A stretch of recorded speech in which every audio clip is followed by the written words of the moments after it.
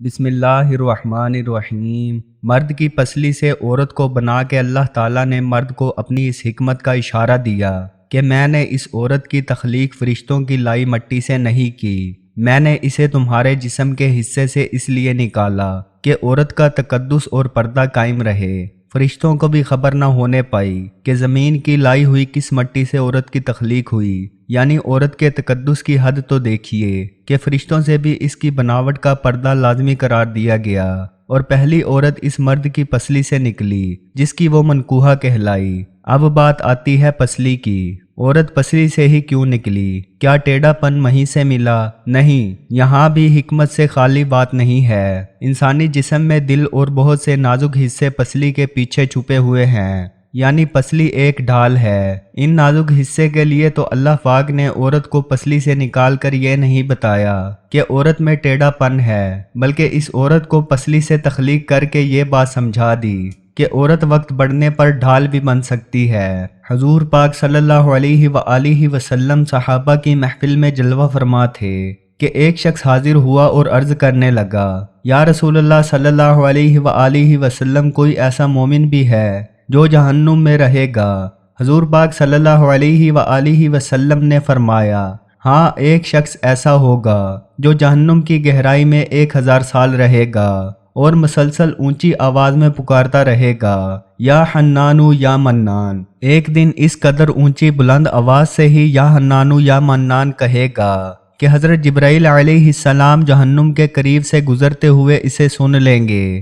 حضرت جبرائیل علیہ السلام حیران ہوں گے کہ کیسی عجیب بات ہے، کوئی مسلسل یا حنانو یا منان پکار رہا ہے۔ حضرت جبرائیل علیہ السلام عرش کے سامنے حاضر ہوں گے اور سر سجدے میں رکھ کر خدا کی تسبیح بیان کریں گے۔ اللہ فرمائے گا، اے جبرائیل علیہ السلام سر اٹھاؤ۔ جیسے ہی حضرت جبرائیل علیہ السلام سر اٹھائیں گے تو اللہ تعالیٰ فرمائے گا کہ بتاؤ جبرائیل علیہ السلام، کیا عجیب دیکھا آج تم نے؟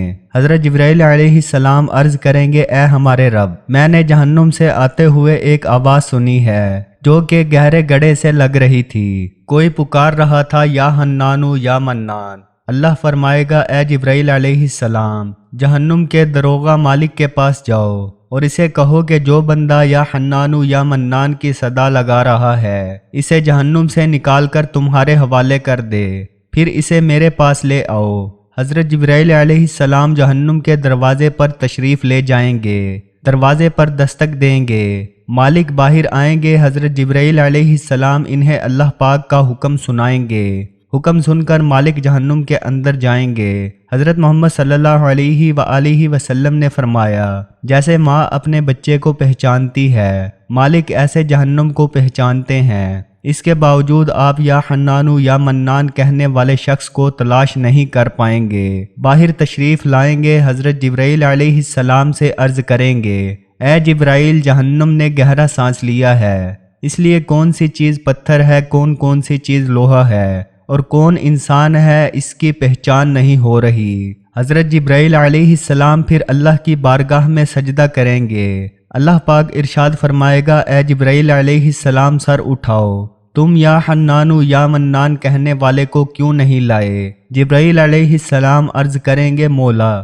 دروغہ جہنم مالک نے بھی معذرت کر لی ہے، کہتے ہیں جہنم نے گہری سانس لی ہے، اس وجہ سے پتھر سے لوہے اور انسان کے درمیان کوئی فرق نہیں بچا ہے، تو یہ سب جل کر کوئلہ بن چکے ہیں، کسی چیز کی پہچان نہیں ہو پا رہی۔ اللہ تعالیٰ فرمائے گا، جبرائیل علیہ السلام، مالک سے کہو میرا بندہ جہنم کے فلاں گڑھے میں فلاں کونے میں اس حالت میں ہے۔ حضرت جبرائیل علیہ السلام جہنم کے دروازے پر جائیں گے اور حضرت مالک کو یا حنانو یا منان پکارنے والے کا پتہ بتائیں گے۔ حضرت مالک جہنم کے اندر جائیں گے اور دیکھیں گے ایک شخص ہے، اس کے پاؤں اس کی پیشانی کے ساتھ اور اس کے ہاتھ گردن کے ساتھ بندھے ہوئے ہیں اور جہنم کے سانپ بچھو اس کے ساتھ لیٹے ہوئے ہیں۔ حضرت مالک اس کی زنجیریں توڑ دیں گے اور جہنم سے نکال کر حضرت جبرائیل علیہ السلام کے حوالے کر دیں گے۔